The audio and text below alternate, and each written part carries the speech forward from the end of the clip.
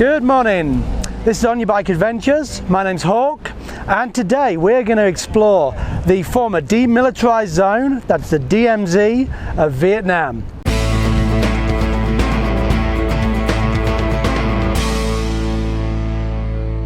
So I'm stood on the Hien Luong Bridge. Now this bridge wasn't here during the wartime, and this is the Ben Hai River. So I'm stood right in the middle of the river, which is also right on the 17th parallel. Now back in 1954 at the Geneva Conference, Vietnam was split into two, North Vietnam and South Vietnam, and they split the country exactly here on the 17th parallel.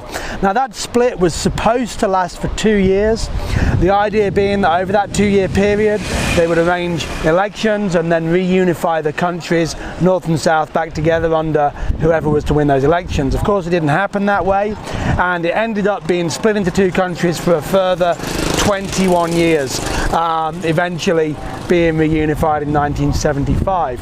Now, during the time the country was split in two, they had a demilitarized zone, a DMZ, set up 5 kilometers either side of the split in order to keep the two countries separate. Obviously that didn't go to plan either, but what we find is a load of historical sites of interest on the south, or the South Vietnamese and American bases, and on the north, lots of places from the North Vietnamese. And today we're going to ride around and visit just a few of those places. A lot of history, a lot of things to look at, really interesting area, and on top of that some great roads, great scenery, and a whole lot of fun to ride around. So, time for me to shut up and get on your bike.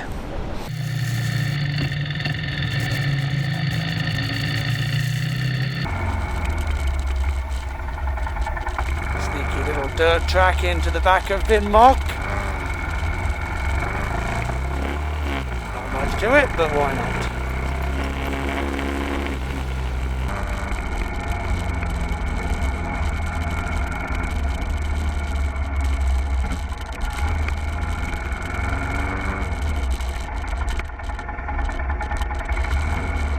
So just at the northern edge of the DMZ, you find Vinh Moc village. Now during the war, Vinh Moc village was an important supply route where the North Vietnamese were sending troops and supplies onto boats, heading south to go behind the DMZ and come back in South Vietnam to help the war there. And in addition, they were also sending supplies out to Con Co Island, where there was an important North Vietnamese Navy base. Nowadays, Vinh Moc village is open as a tourist historical attraction. Now, during the war, the Americans knew that Vinh Moc was very important, so they started dropping bombs on the village, hoping that the village would stop being that supply route. Well, what actually happened was the villagers of Vinh Moc started to dig tunnels, and they actually dug an entire network of tunnels and moved the whole village underground 10 meters deep. Now, the Americans carried on bombing, and then they worked out what had gone on, and the supplies were still moving. So the Americans then started dropping new types of bombs, including a tunneling bomb that would tunnel down 10 meters and destroy those tunnels. So the village went back to work and built a whole new system of tunnels 30 meters deep. In the end, the bombing went on for 8 whole years, from 1965 through to 1973, and the villagers lived in those tunnels for the entire 8-year period. There's 2,000 meters, that's 2 kilometers of tunnels underneath this village. The surface level was bombed to the point there was nothing left, and the village continued on underground for those 8 years. An absolute success for the North Vietnamese. The supply route continued, and no villagers were killed by bombs during that period. Like I say, now it's open for tourism. The tunnels have got lights inside. They're large enough to get through without crawling, and we can go and explore through them.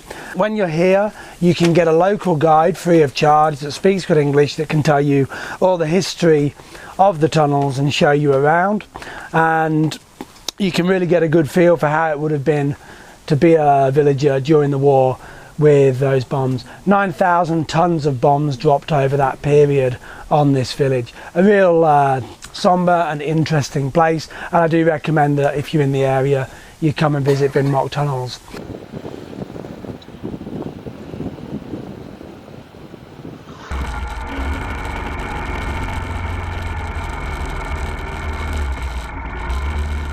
So 10 kilometres inland from the coast on the Ben Hai River, you'll find the Hien Luong Bridge that we're stood in the middle of here.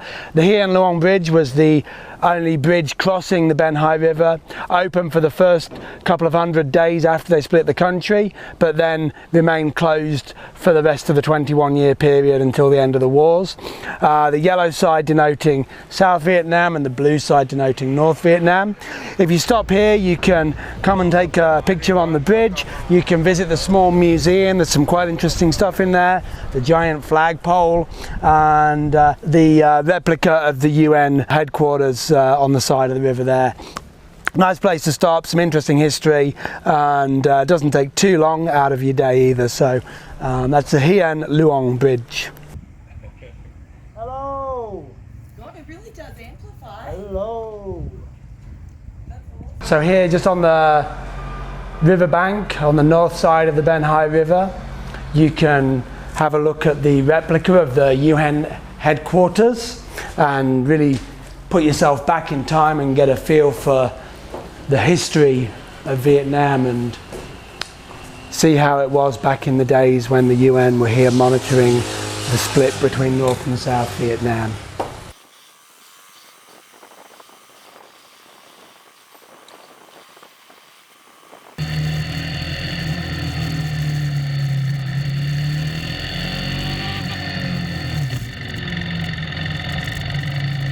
So further inland and still on the Ben Hai River, we find the National Cemetery of Remembrance for soldiers killed on the Ho Chi Minh Trail.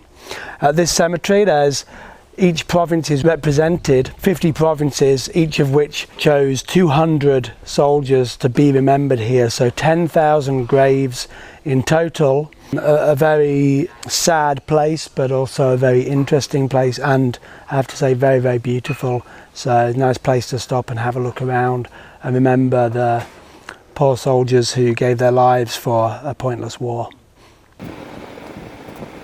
So as we drive up west on Route 9, the old defensive road that the Americans used to build their bases along from the coast to Laos, so the Highway 9 or Route 9, originally put in by the French. So here at Khe Sanh, we've come to Ta Kon Air Base. This was the marine base of Khe Sanh and American Air Base. In 1968, the Battle of Khe Sanh here was the longest battle of the Vietnam-American conflict, lasting nearly 6 months. The siege of Khe Sanh itself lasting 3 of those months, and then remaining battle another 3 months. Of course, the Americans were defeated here, so on the exit from Khe Sanh they destroyed the majority of their buildings and such, but now this is open as a museum. So you've got some helicopters, tanks, you've got a C-130 plane on the runway, and you've got the museum here with a lot of information and pictures. This is a great place to come and visit if you are in the area. It's on the western end of the Route 9 defensive line, not too far from the Laos border, and a whole lot of history happened here. Great place to come and visit. So it's great fun exploring the demilitarized zone of Vietnam. That's all the sites we're going to visit today. We've actually got some travelling to do to get up to Phong Nha today, but if you are in the area, there's many more sites you can visit. I think the 4 we've done today are the most interesting, but for those interested in military history of Vietnam, there's actually a lot more sites that we could go and see and have a look around. So I hope you've enjoyed the video. If you have, please give me a like. If you want to know more about Vietnam, if you love motorbikes, or you just need to see more of me, please subscribe to the channel as well. So that's all I've got time for today. Time for me to shut up and get on your bike.